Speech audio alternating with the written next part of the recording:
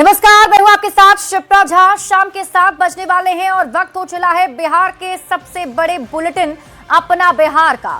देखिए, बुलेटिन की शुरुआत बड़ी खबर के साथ करेंगे। बिहार में अब सोना खरीदने को लेकर एक नया नियम लागू कर दिया गया है, जिससे सियासी बवाल मच गया है। अब हिजाब, नकाब, फुल हेलमेट, मफलर या फिर मास्क पहनकर कोई भी ग्राहक ना तो ज्वेलरी शॉप में एंट्री ले पाएगा और ना ही सोने की खरीदारी कर सकेगा। ये रिपोर्ट देखिए।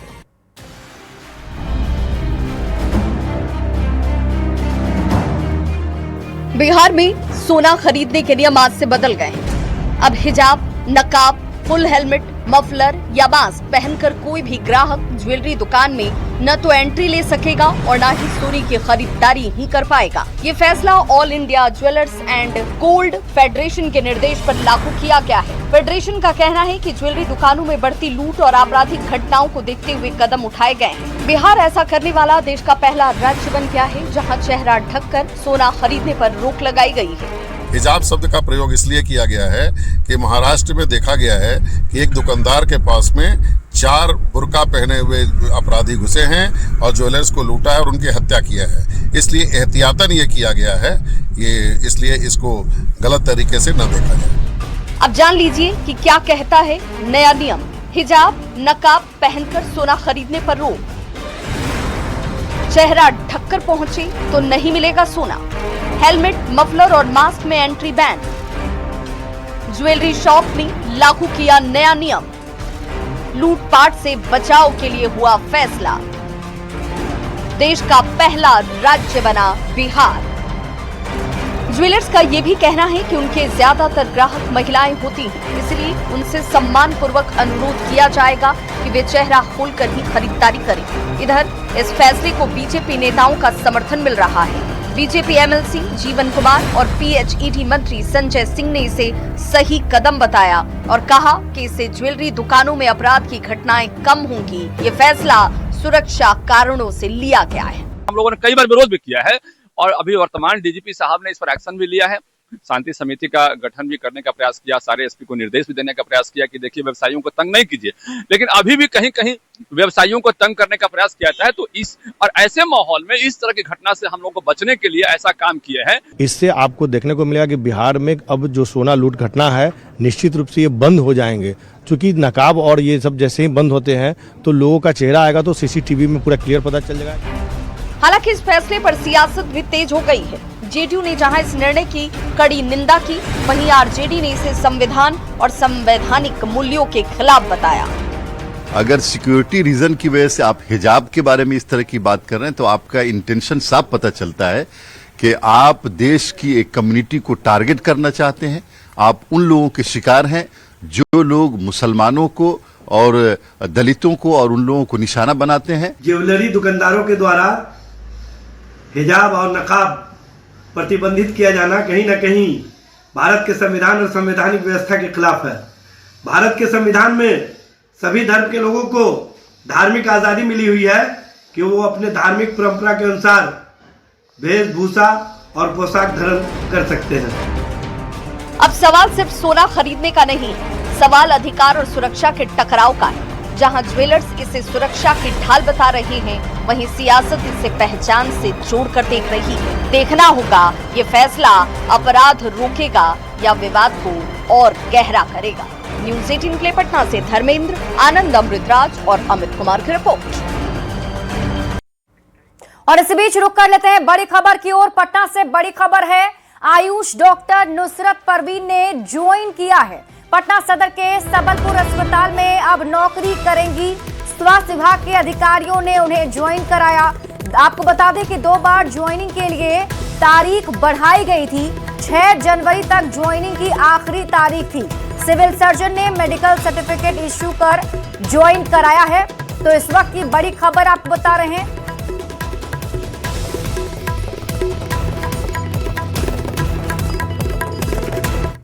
बिहार के मुख्यमंत्री नीतीश कुमार फिर से यात्रा पर निकलने वाले हैं। सूत्रों के अनुसार नीतीश कुमार मकर संक्रांति के बाद 16 जनवरी से यात्रा पर निकल सकते हैं और इस दौरान प्रगति यात्रा के दौरान की गई घोषणा के बाद हुए काम की भी नीतीश कुमार जानकारी लेंगे। सीएम की यात्रा के पहले ही सियासत शुरू हो गई है।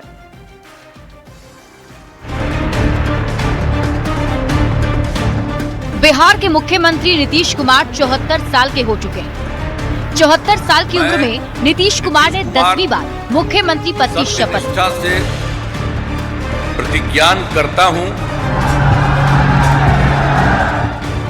चुनाव में हार के बाद 36 साल के नेता प्रतिपक्ष तेजस्वी यादव रिफ्रेशमेंट के लिए विदेश घूमने चले गए। दूसरी ओर रिटायरमेंट की उम्र को काफी पीछे छोड़ चुके सीएम नीतीश एक बार फिर बिहार की सड़कों पर उतरने की तैयारी में हैं। मकर संक्रांति के बाद नीतीश कुमार मुख्यमंत्री के रूप में अपनी 16वीं यात्रा पर निकलने वाले हैं, जो 16 जनवरी से शुरू होकर 25 फरवरी तक चलेगी। यात्रा में मुख्य फोकस 7 निश्चय 3 के तहत शिक्षा, रोजगार, स्वास्थ्य और ईज ऑफ लिविंग जैसे मुद्दे रहेंगे।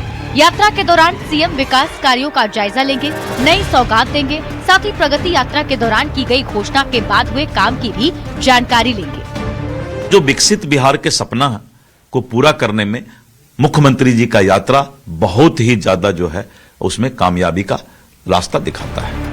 सीएम नीतीश की यात्रा शुरू होने से पहले इस पर सियासत शुरू हो गई है। अगला इंस्टॉलमेंट जीविका दीदी लोग के माध्यम से कब वो बंटवाने वाले हैं 2 लाख रुपए का, जरा ये भी ऐलान कर दें। जेडीयू और बीजेपी ने कहा है कि नीतीश कुमार को जनता की परवाह है और इसलिए वो यात्रा करने जा रहे हैं। जानकारी लेते हैं कि हमारे गरीब जनता, बेसहारा लोग, दिव्यांग लोग किस तरह से जाड़े में अपनी जिंदगी बसर करते हैं। तो कांग्रेस और आरजेडी के नेता यात्रा पर निशाना साध रहे हैं। फुर्सत में घूमना फिरना चाहिए, कोई बुरी बात नहीं, यात्रा पर निकल जाए। एक और उम्र को लेकर सीएम नीतीश के रिटायरमेंट की चर्चा होती रही है। दूसरी ओर उनकी बार बार की यात्राएं ये संकेत देती है कि नीतीश कुमार फिलहाल राजनीति से दूरी बनाने के मूड में नहीं है। न्यूज 18 के लिए पटना से आनंद अमृतराज, रवि एस नारायण और दिल्ली से अमितेश सिंह के साथ ब्यूरो रिपोर्ट। तो सीएम नीतीश कुमार एक बार फिर यात्रा पर निकलेंगे, जिसको लेकर आरएलएम के राष्ट्रीय अध्यक्ष उपेंद्र कुशवाहा ने कहा कि बिहार की जनता के प्रति हमेशा आभार व्यक्त किया है। चुनाव संपन्न हुआ, जनता ने बहुत बड़ा आशीर्वाद दिया, लोगों के बीच जाकर उन्हें धन्यवाद देना होगा। वहीं बीजेपी सांसद विवेक ठाकुर ने भी यात्रा को लेकर बयान दिया है।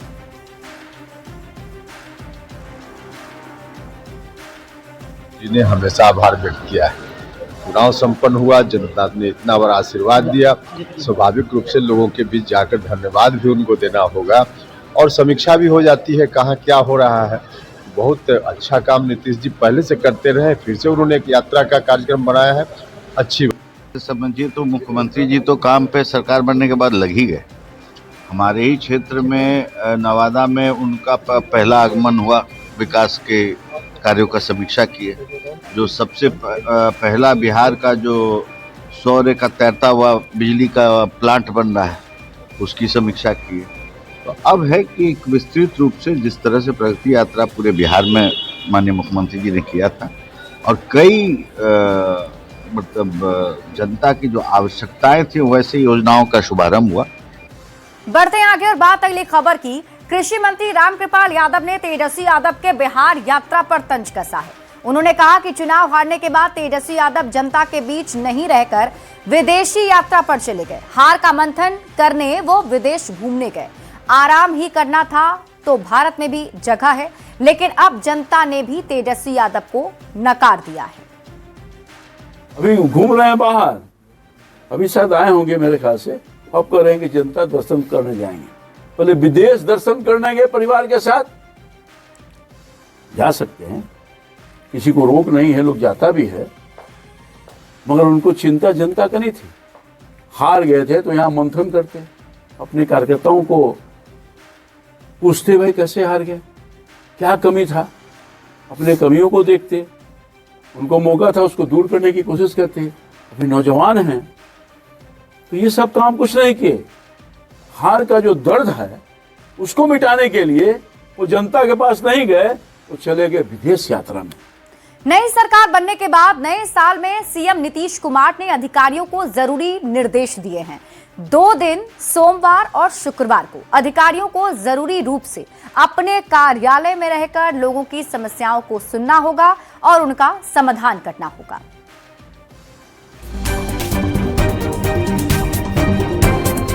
अब बिहार के लोगों को अपने किसी सरकारी काम के लिए दर दर भटकना नहीं होगा। ऑफिस जाएंगे तो अधिकारी और कर्मचारी नदारद नहीं मिलेंगे, क्योंकि 19 जनवरी से सीएम नीतीश कुमार की सरकार नई व्यवस्था लागू करने जा रही है, जिसकी जानकारी खुद सीएम नीतीश कुमार ने सोशल मीडिया एक्स पर पोस्ट लिखकर दी।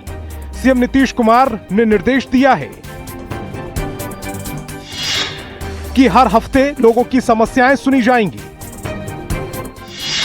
सोमवार और शुक्रवार को लोगों की समस्या सुनी जाएगी। दोनों दिन अधिकारियों का अपने कार्यालय में रहना अनिवार्य है। अधिकारियों को जनता से सम्मान पूर्वक मिलना होगा। लोगों की समस्या सुनकर तुरंत समाधान करना होगा। लोगों के बैठने, पेयजल और शौचालय की व्यवस्था जरूरी है। और सबसे बड़ी बात, ये आदेश पंचायत से लेकर राज्य स्तर तक के लिए है। दरअसल सुनने में आ रहा था कि अधिकारी लोगों की नहीं सुनते। कई अधिकारी और कर्मचारी अपने ऑफिस में मौजूद नहीं रहे थे। ऐसे में सरकार ने 7 निश्चय 3 के तहत 7वें निश्चय सबका सम्मान जीवन आसान के तहत ये आदेश जारी किया है। सीएम नीतीश ने अधिकारियों को दिए गए इन आदेशों के अलावा QR कोड जारी कर लोगों से सुझाव भी मांगा। जो चाहें वो 10 जनवरी तक अपना सुझाव दे सकते हैं। न्यूज़ 18 के लिए पटना से आनंद अमृतराज के साथ ब्यूरो रिपोर्ट। और इस बीच रुक कर लेते हैं बड़ी खबर की ओर। पटना से आपको इस वक्त की बड़ी खबर बताते हैं, जहां अमन शुक्ला हत्या में अपडेट सामने आया है। अभी तक कोई गिरफ्तारी नहीं हुई है। पुलिस सीसीटीवी फुटेज के आधार पर जांच कर रही है। अमन शुक्ला की पत्नी ने अज्ञात पर केस दर्ज कराया है। कई संदिग्धों पर पुलिस की नजर है। सिटी एसपी परिचय कुमार ने इसकी जानकारी दी है। तो इस वक्त की बड़ी खबर आपको पटना से बता रहे हैं। देखिए, अमन शुक्ला हत्याकांड की जांच पुलिस की टीम लगातार कर रही है, लेकिन अभी तक कोई सुराग हाथ नहीं लगा है।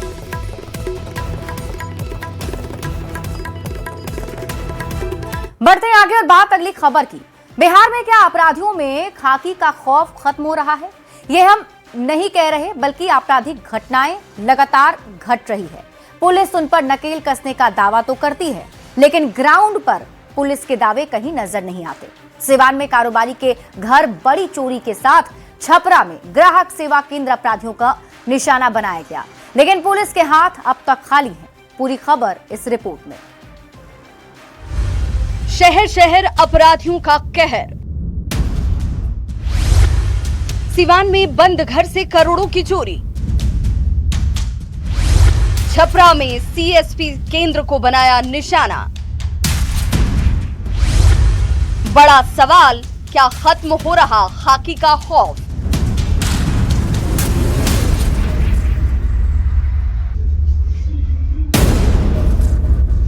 सिवान का बसंतपुर, जहां चोरों ने भीषण चोरी की वारदात को अंजाम देकर पुलिस को खुली चुनौती दी। कारोबारी के बंद घर का ताला काटकर करीब 1 करोड़ 10 लाख की चोरी कर ली गई। इसमें 87 लाख रुपए कैश और 30 लाख के गहने शामिल हैं। बरवा खुर्द गांव के रविशंकर उर्फ अनु सिंह पटना में परिवार के साथ रहकर प्लास्टिक पाइप निर्माण का कारोबार करते थे। कर्मचारी की ओर से चोरी की सूचना मिलने पर जब घर पहुंचे तो होश ही उड़ गए। घर का ताला टूटा था, सामान बिखरे थे। डॉग स्क्वाड के साथ पुलिस चोरों की तलाश में जुटी है, लेकिन अभी तक कोई सुराग नहीं मिल पाया। बड़ी अधिकारी आए हुए थे, क्या आश्वासन मिला? बोला है कि हम लोग पर जांच पड़ताल कर रहे हैं, बहुत जल्दी ही उद्घाटन करेंगे, जल्दी ही आपको पॉजिटिव रिजल्ट देंगे। देखिए, प्रशासन अपना काम कर रहा है, प्रशासन पे भरोसा है, देखते हैं क्या हो सकता है। सिवान में चोरी का मामला अभी सामने आया ही था कि छपरा में भी ग्राहक सेवा केंद्र में लूट की खबर मिली। मटियार में SBI के सेवा केंद्र में बाइक से सवार होकर आए 3 अपराधियों ने हथियार का भय दिखाकर लूट की घटना को अंजाम दे दिया। संचालक से 1,86,000 कैश और 2 मोबाइल फोन लूट लिए गए और चोर यहां से आराम से फरार हो गए। गनीमत रही कि केंद्र के चैम्बर में रखे करीब 2.25 लाख कैश पर उनकी नजर नहीं पड़ी, नहीं तो लूट की रकम और बड़ी हो सकती थी।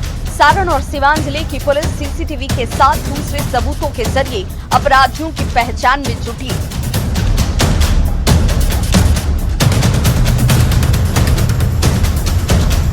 सिवान के साथ छपरा में भी पुलिस को लुटेरों और चोरों की ओर से खुली चुनौती दी गई। पुलिस की स्पेशल टीम अपराधियों का सुराग लगाने में जुटी है, लेकिन अभी तक सफलता नहीं मिल पाई।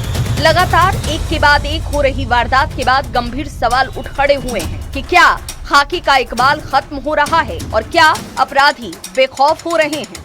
न्यूज़ 18 के लिए सिवान से मृत्युंजय सिंह के साथ छपरा से संतोष गुप्ता की रिपोर्ट।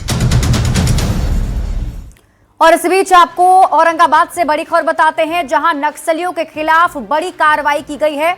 सर्च ऑपरेशन के दौरान 2 आईडी बरामद किया गया, एक देसी बंदूक कट्टा समेत कई कारतूस बरामद किए गए हैं। मदनपुर सीमा पर पचरुखिया जंगल से बरामदगी हुई है। दोनों आईडी को बम निरोधक दस्ते ने डिफ्यूज कर दिया है। जिला पुलिस और सीआरपीएफ ने कार्रवाई की है। तो इस वक्त की बड़ी खबर आपको औरंगाबाद से बता रहे हैं। कुछ मारा पड़ा।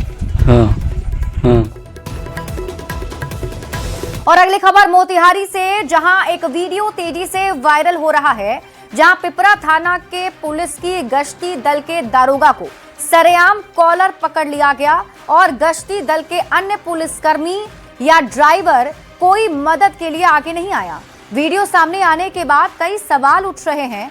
आखिर एक पिकअप चालक बीच सड़क पर दारोगा पर आक्रामक क्यों हो गया? दारोगा पर पैसे लेने और मोबाइल छीनने का आरोप लग रहा है। इस मामले में दारोगा का कहना है कि पिकअप चालक मौके से भाग रहा था। जब पीछा कर रोका गया तो वाहन चालक ने मेरे साथ दुर्व्यवहार किया है। ड्राइवर को मारता है, पीटा, देखिए रंगाई करता है। देखिए पीपा थाना का नाम है। देखिए ड्राइवर को लोग मारता है, पैसा लेता है, बना के देखिए रंगदारी करता है लोग। ये देखिए। अगली खबर पूर्णिया से, जहां चंपानगर थाना की पुलिस ने बाइक चोरी गिरोह के बड़े गैंग का खुलासा किया है। पुलिस ने 6 बाइक चोर को अररिया के रानीगंज से गिरफ्तार किया। एसपी स्वीटी सहरावत ने कहा कि इसके पास से चोरी के 4 बाइक, 3 गाड़ी के इंजन, चेचिस, कटा हुआ कई पार्ट्स, 4 मास्टर की और 6 मोबाइल बरामद हुआ है। सभी जो व्यक्ति हैं, 6 व्यक्ति इसमें गिरफ्तार हुए हैं, जो अररिया जिला के रहने वाले हैं। ज़्यादातर सभी जो हैं रानीगंज थाना क्षेत्र के रहने वाले हैं।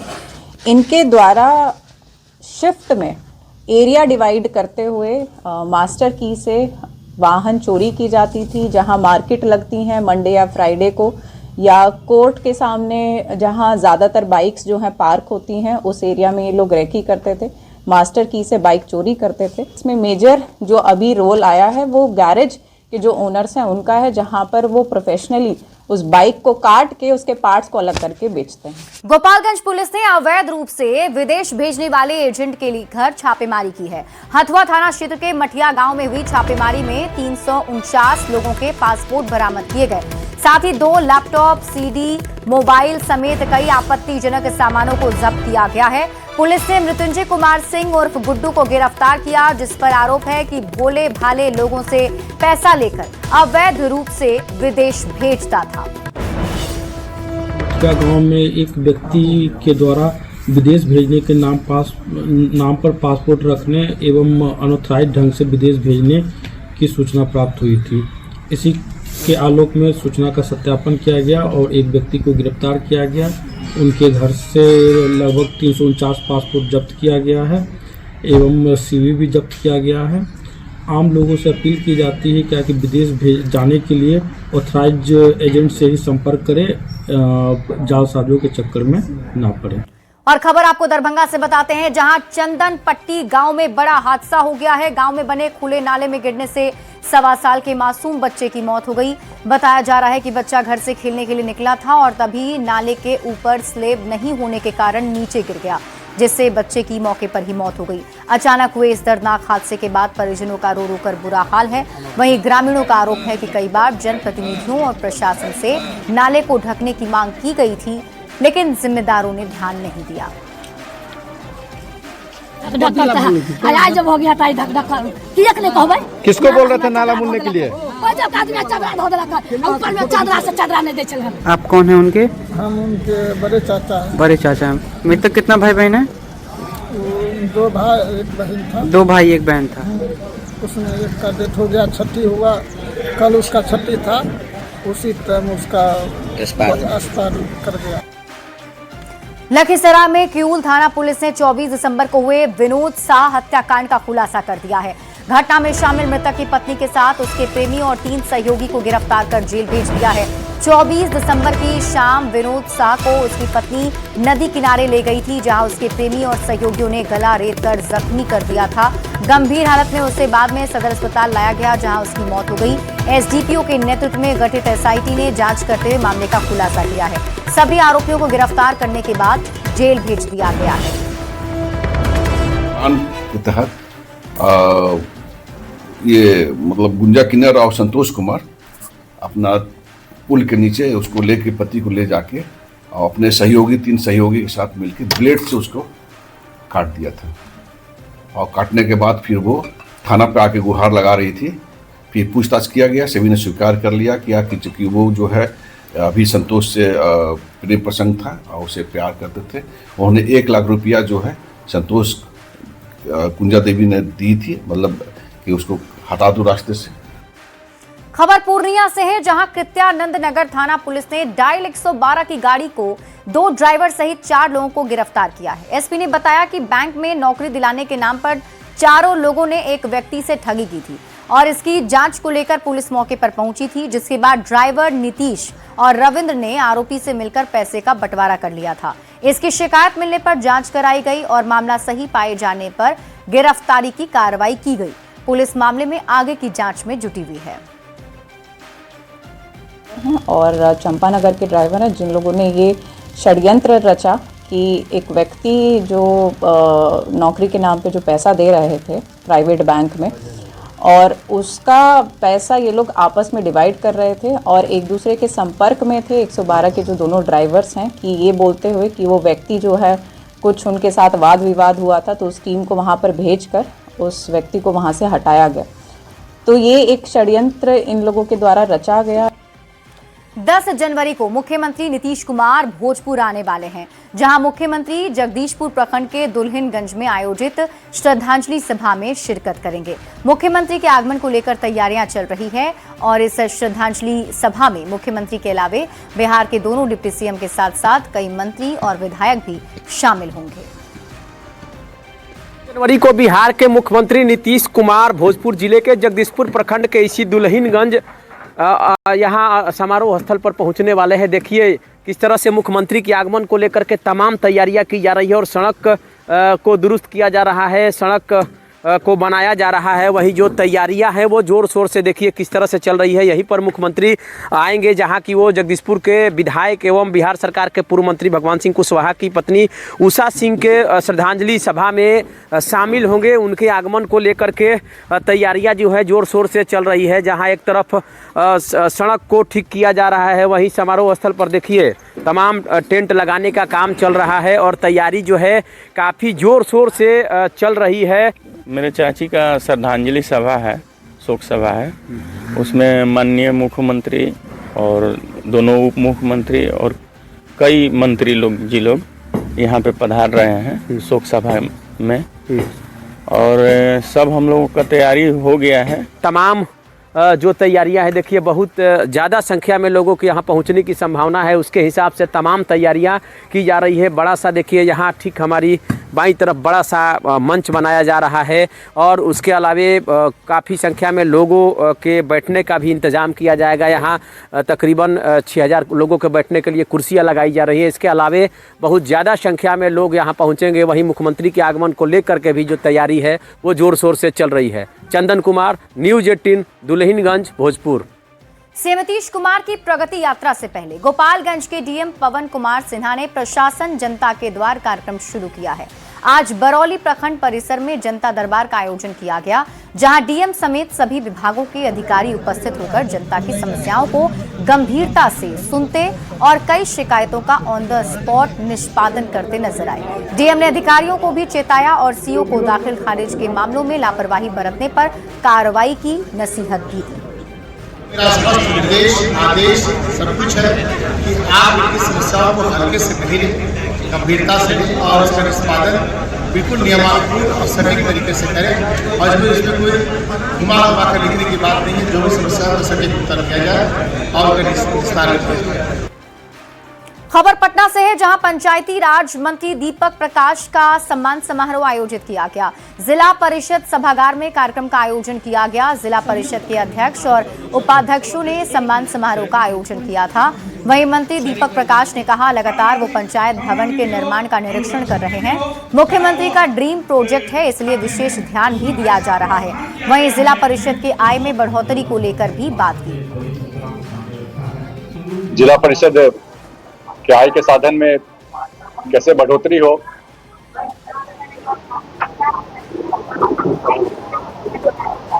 सरकार में दायित्व मिलने के बाद से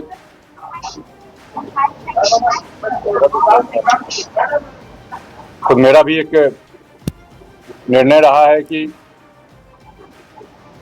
जिला परिषद के तहत आने वाली जो जमीनें हैं उनका बेहतर उपयोग कैसे हो पाए।